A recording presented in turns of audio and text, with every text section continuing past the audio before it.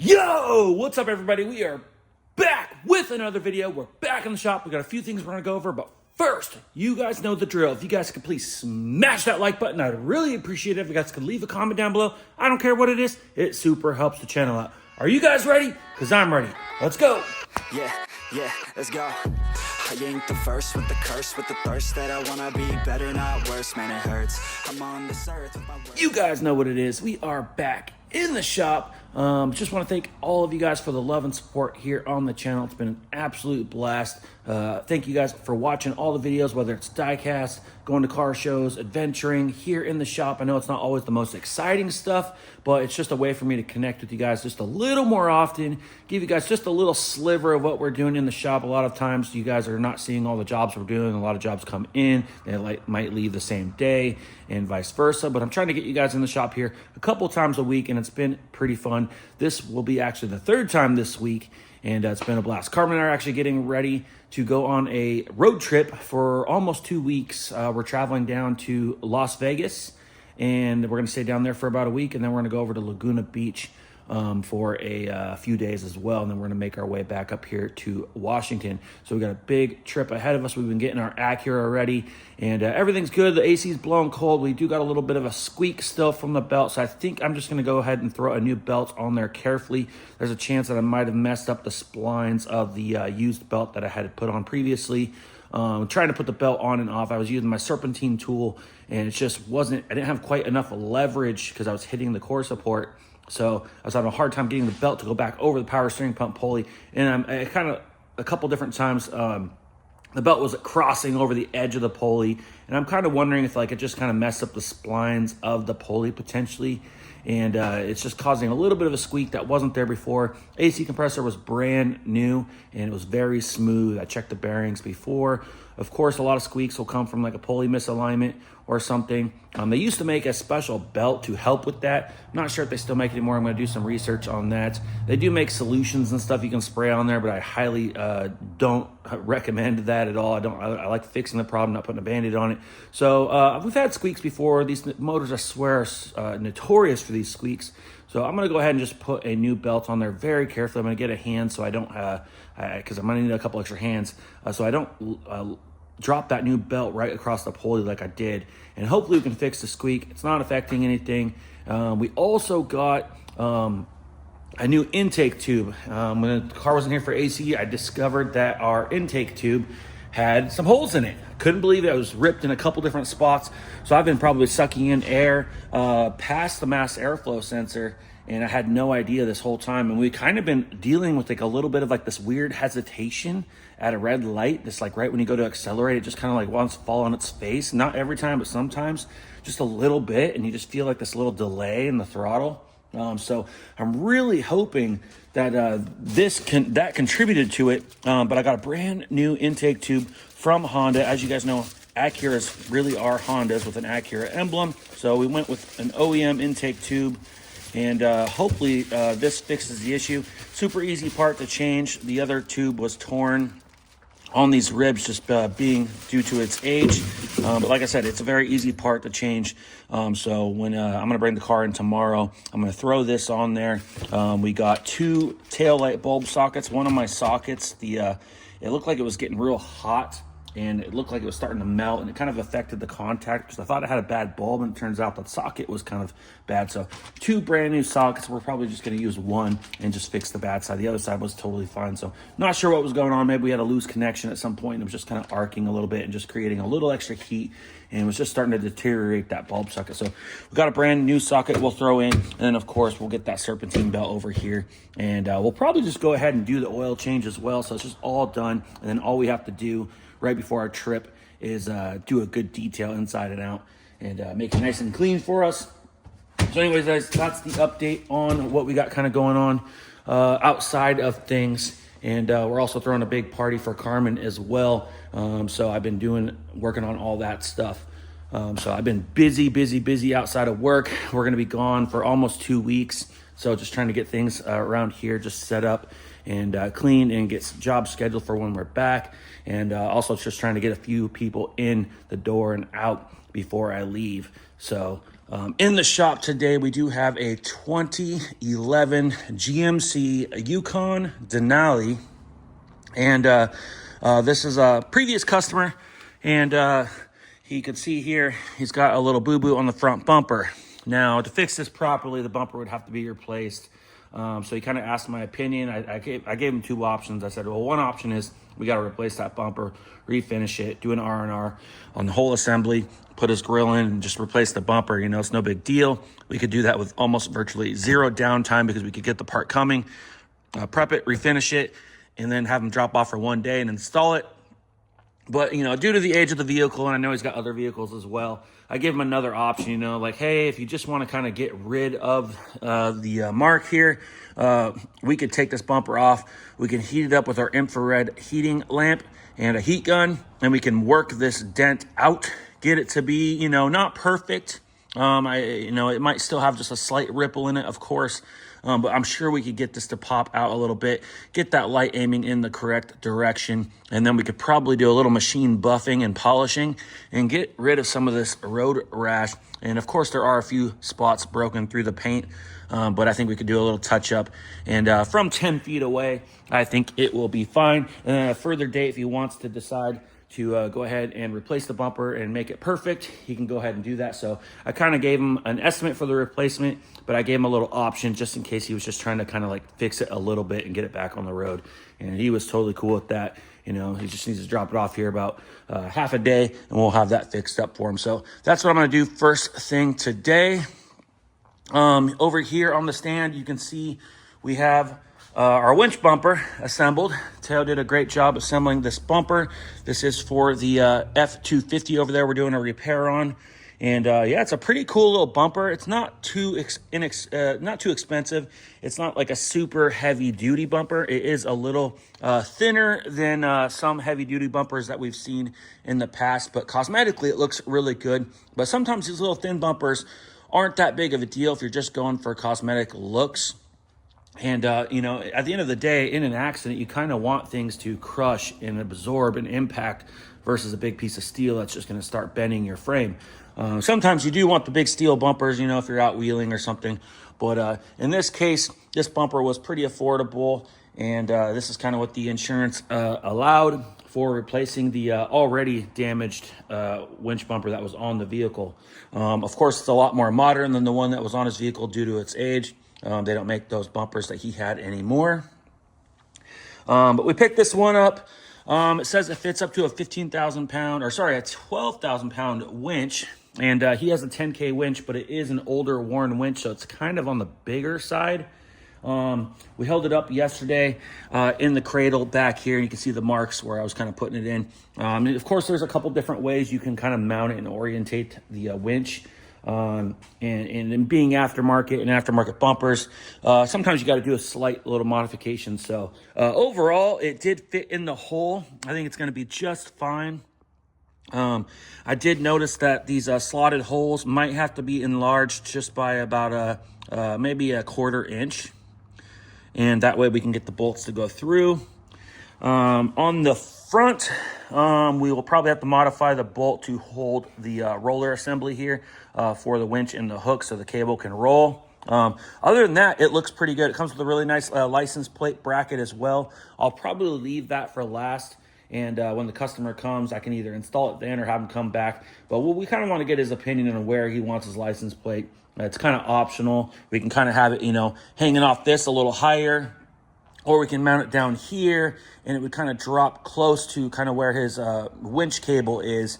Or we can put it off to the side, but I don't really want to drill holes and then have him show up and be like, why do you guys put my license plate here? That looks ridiculous. So we want to give him the option of where he wants to put the license plate.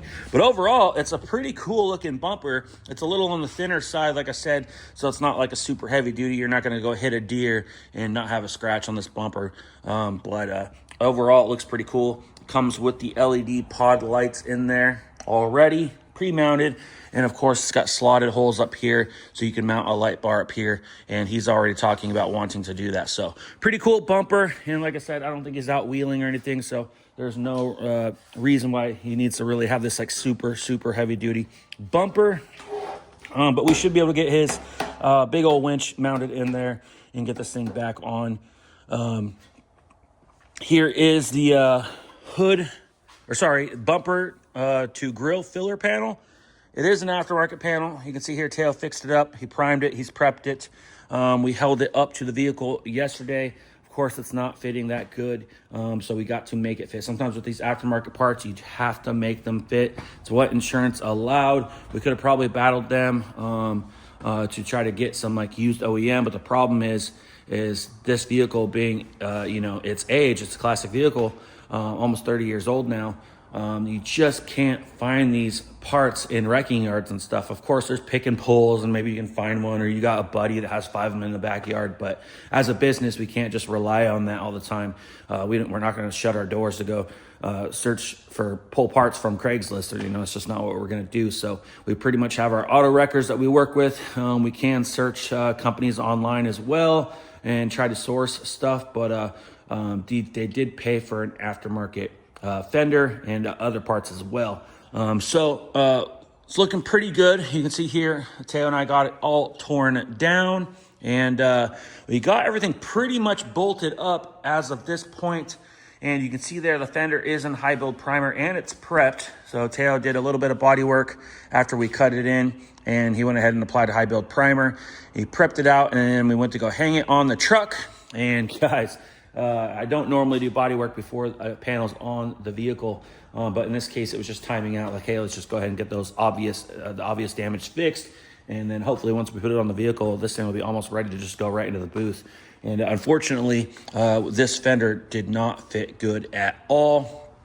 Notice this corner is bent open again. It was completely curled over, so this whole corner was like stopped here, and that whole corner was completely folded over tight to the other side. On top of that, this whole corner where it's this gap here, see how there's a nice reveal there? That whole corner was touching this, not allowing the fender to go in, because this whole part of the fender was rolled over. This whole section here was overly bowed out, so our fender stuck out a half of an inch beyond the door. And you can see now we actually got a pretty darn flush mount right there.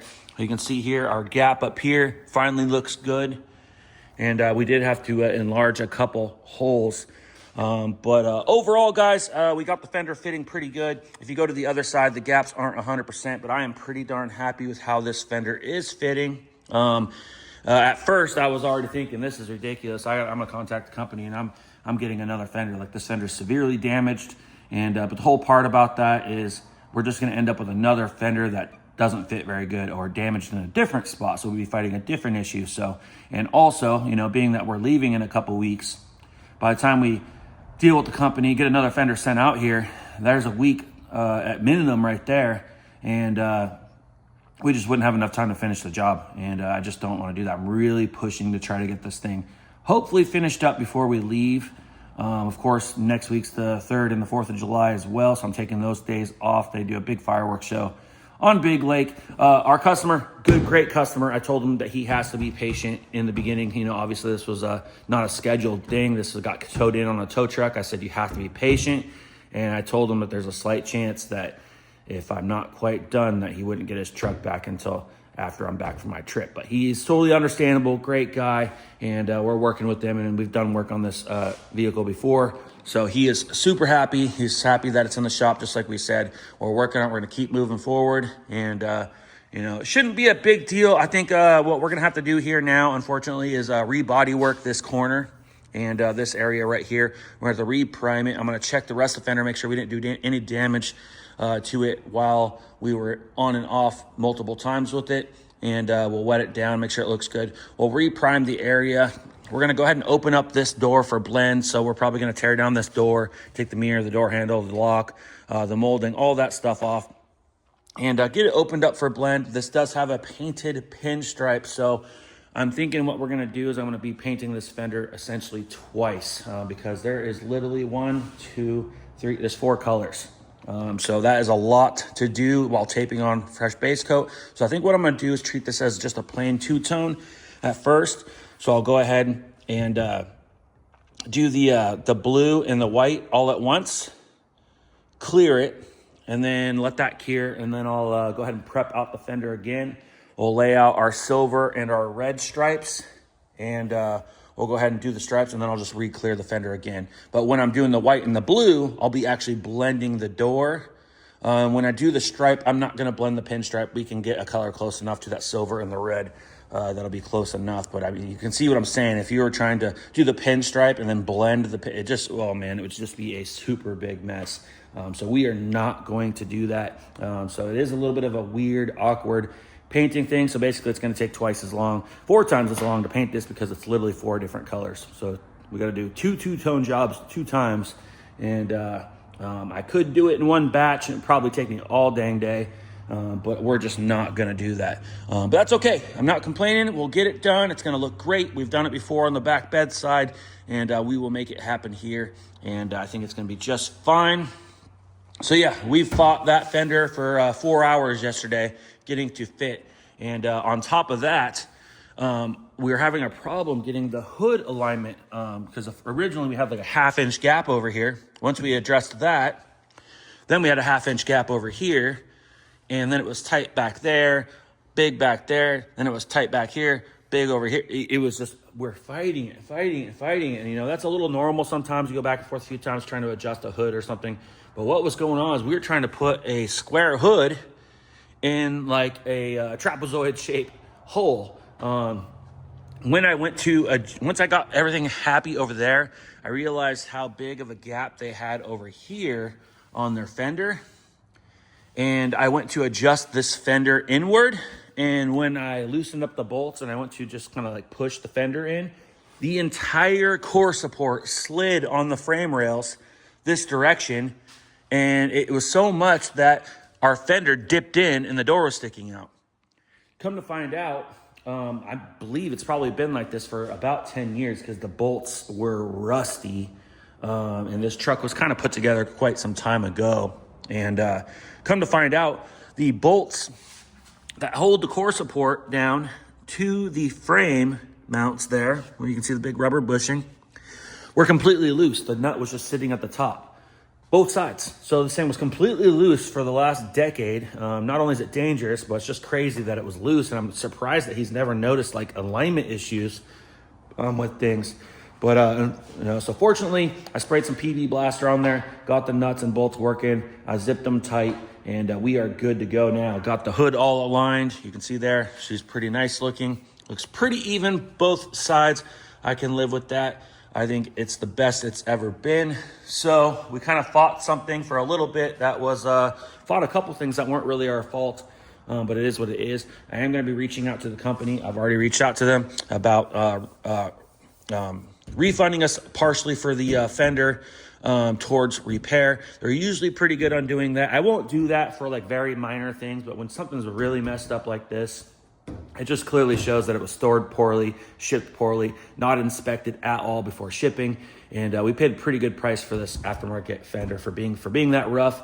We're going to get some money back for that. So I'm sure they will refund us a partial amount for that. I did hold up the filler panel yesterday with Teo, and it wasn't looking too good either. But we have enough hardware, nuts, bolts, screws, clips, and stuff around here. We will make it fit. Like I said, with these aftermarket parts, you just have to know it's part of the job. They do not fit. You have to make them fit.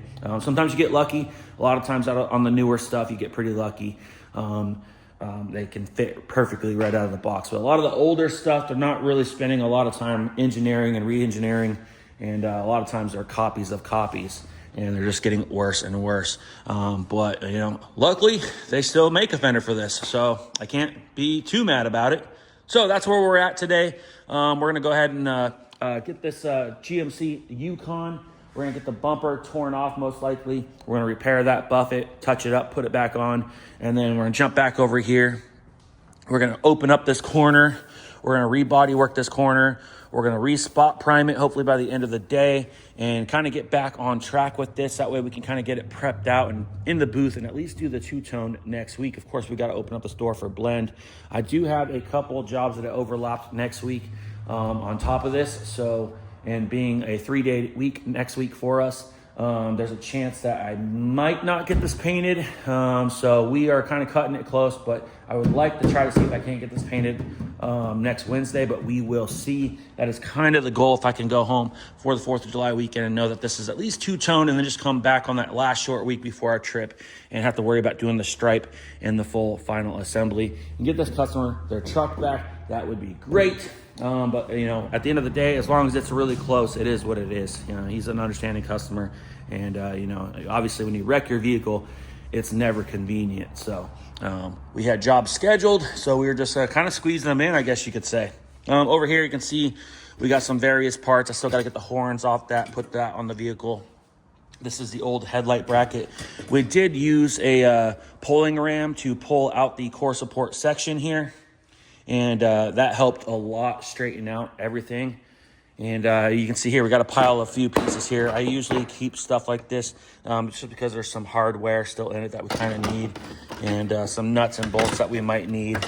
And of course the horns. There's the license plate bracket, the instructions, and the extra bolts for the winch bumper.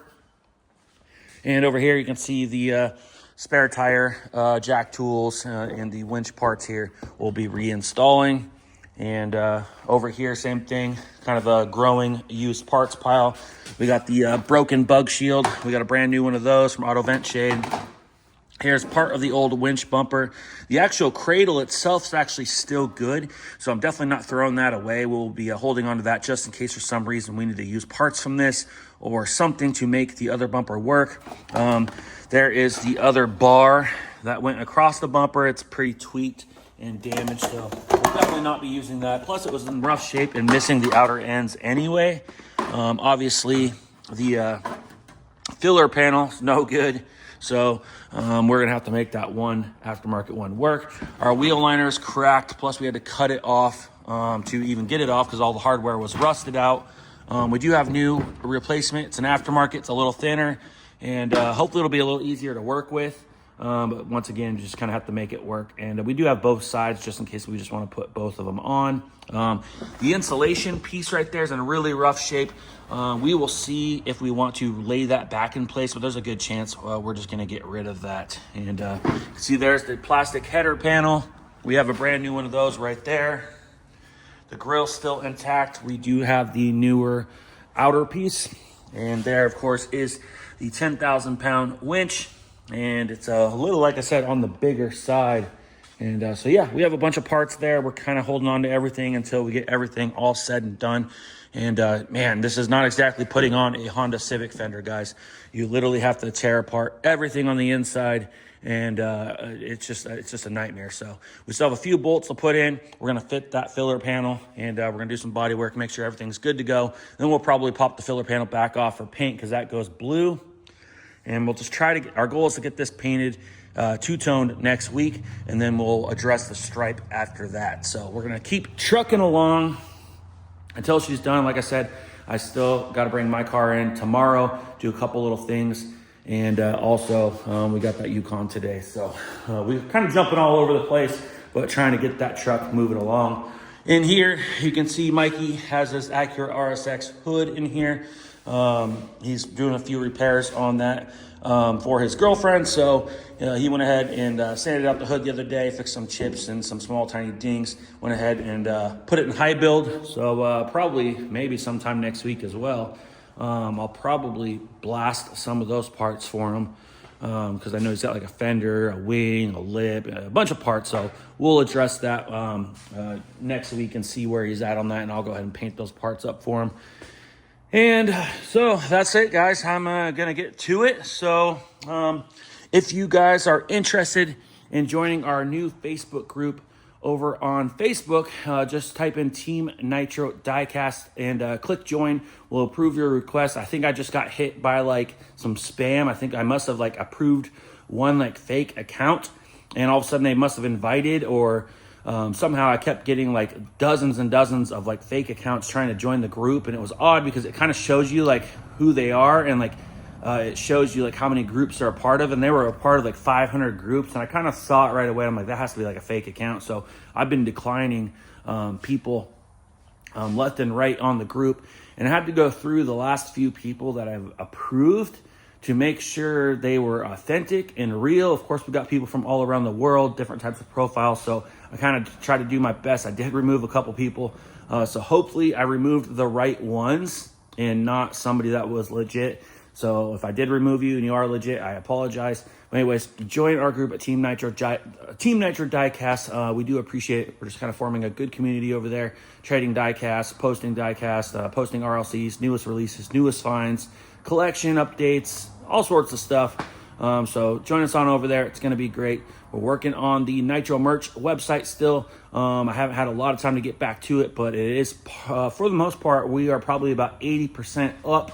I have a few details to critique, plus get a couple more designs up. I have a Too Soon Junior Jetta t-shirt coming, and it's awesome. We got the prototype recently. I'm going to make one slight adjustment, but it's super cool. I wore it yesterday. I wish I had it on for the video today. Yeah, we got a whole bunch of other stuff coming on. I want there to be options for you guys, and you guys just wait, because there's going to be an awesome giveaway that goes along with all of that. So stay tuned. But anyways, I hope you guys have a great rest of the week. It's Thursday, Friday, and the weekend is upon us. Hope you guys have a great weekend. Good luck out there. Be safe. And if you guys can, please click the thumbs up button on this video. And if you guys are new to the channel, make sure you hit that subscribe button. Leave a comment down below and let us know what we're doing, what you like here, and what you think we should be doing. And critique us a little bit. I don't really care. And guys, we will see you on the next one. Ooh, like LeBron, though, or like Lonzo. Ooh, I'm a baller, yeah, shot caller, yeah. They love me, you can't touch me, nah, can't.